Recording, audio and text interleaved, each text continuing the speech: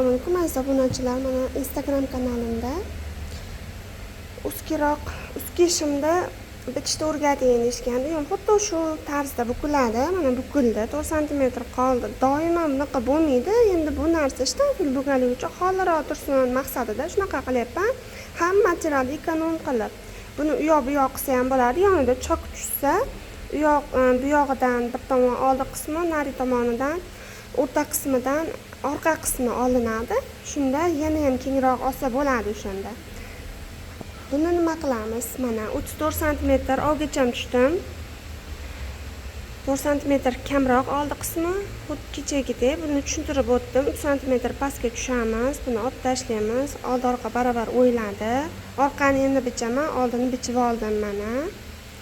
Hozir men 25 cm qildim pastki qismini. Bundan-da ustkiroq qilmoqchi bo'lsalaring 22 dan boshlaslaring holroq turadi.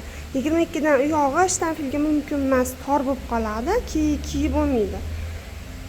Shunda orqa qismini endi bu yog'i 2 cm dan kengaytirib ketiladi. Bu yog'ini tekis olib tushib turib, keyin figura chiqardim. Ozgincha figura chiqariladi.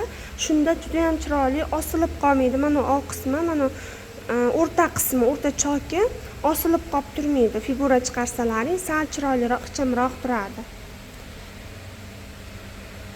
Videolarim yoqayotgan bo'lsa, darsliklarim yoqayotgan bo'lsa, like, obuna bosib bo'linglar, like bosib, kommentariyada o'z fikrlaringizni bildiringlar.